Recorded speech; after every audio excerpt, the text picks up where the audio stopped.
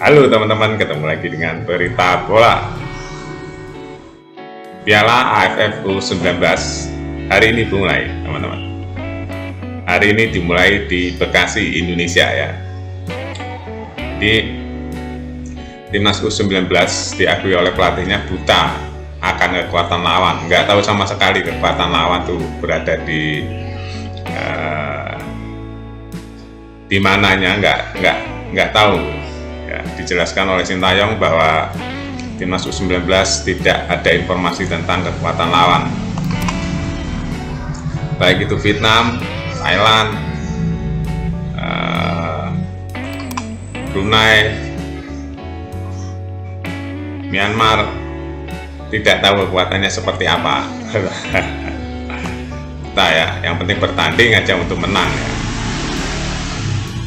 Tapi yang pasti yang sudah tergambar oleh saya ya, saya melihat beberapa videonya tim Vietnam ya, hampir sama ya, cara mainnya hampir sama, ngotot. Vietnam itu ngotot, makanya kita jangan sampai kalah ngotot ya. Kenapa Vietnam itu kok memang di atas rata-rata ya di ASEAN? Karena ngototnya itu, teman-teman. Dia nggak pernah mau kalah sampai titik darah penghabisan. Vietnam tuh nggak mau kalah, teman. Itu yang membedakan, salah satu yang membedakan ya dengan tim-tim yang lain. Ngototnya bukan main ya. Sebelum bisa mengalahkan lawan, dia sampai ngotot benar. Lihat aja pertandingannya, selalu begitu. Bahkan itu diceritakan oleh asisten pelatih Sintayong sendiri yang sekarang melatih di Vietnam.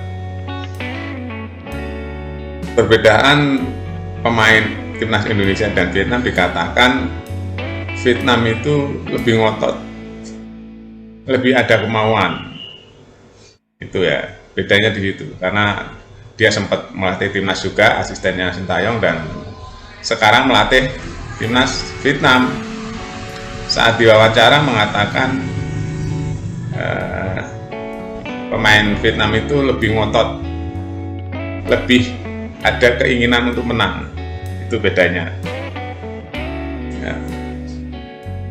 Tapi mudah-mudahan setelah dipegang beberapa hari oleh Sintayong setelah bermain di Toulon ya, mudah-mudahan ketemu ya.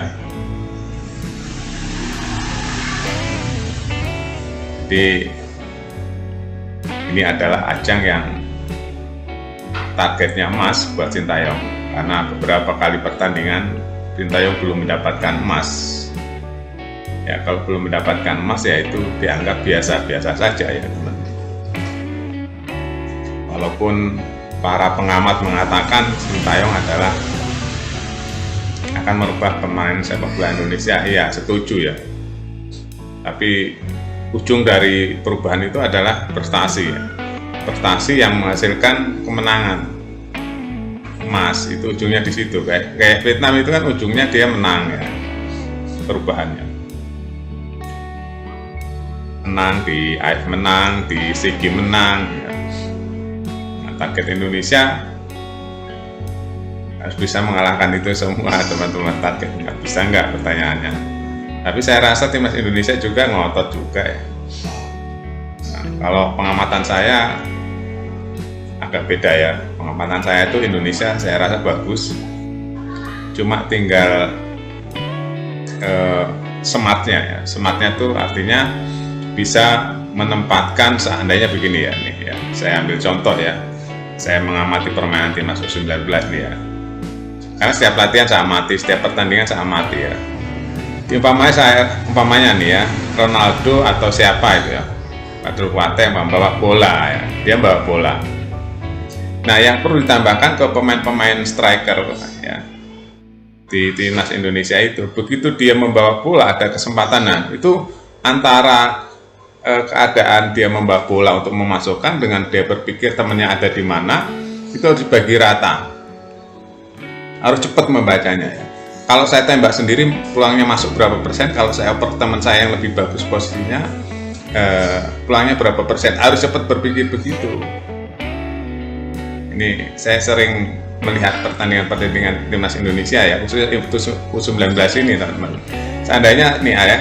Seandainya ya Ronaldo bawa bola nih, yang lain harus memposisikan diri untuk membuat Ronaldo berpikir. Ronaldo berpikir, kalau saya bawa sendiri 30% peluang masuknya, kalau saya oper ke teman saya yang berada di sebelah 50% lebih banyak masuknya.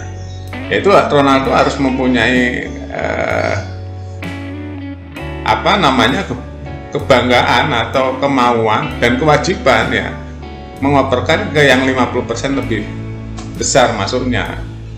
Jangan sendiri 30% akhirnya nggak masuk, peluang bagus tapi nggak masuk. Nah itu keseringan seperti itu.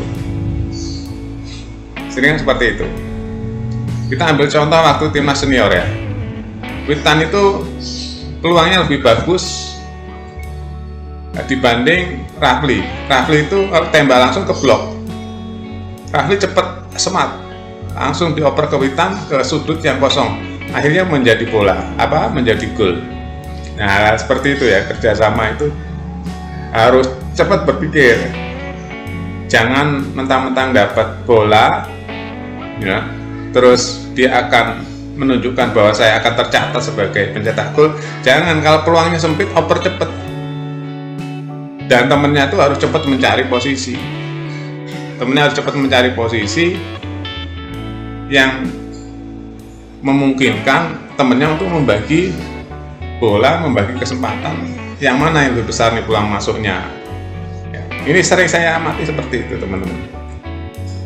Kenapa kok Sintayong mengeluhkan finishing touch-nya atau striker yang bisa menjadikan peluang itu menjadi gol ya? Salah satunya itu membaca peluang di depan gawang, jangan asal tembak ya, yang ada ke blok atau nggak masuk, karena memang peluangnya 20%, 30% lalu ditembak langsung gitu. Cari posisi teman yang memungkinkan lebih besar peluangnya untuk menjadi gol. Tuh ya, kalau spekulasi boleh sesekali spekulasi ya, tembakan spekulasi ya, mencari kesalahan, blunder itu nggak apa-apa, tapi nggak boleh begitu terus, nanti nggak masukkan bola. Itu sempat kelemahan timnas U19 ya, saya amati seperti itu. Terus manfaatan kecepatan. Indonesia itu sebenarnya punya kecepatan ya. Di senior juga sama, di U19 sama, punya kesempatan. Jangan sering hilang bola. Dapat bola nyarinya susah, hilangnya cepet. Nah itu PR-nya tuh. Tapi lumayan akhir-akhir ini saya lihat latihannya juga itu sudah dilakukan ya,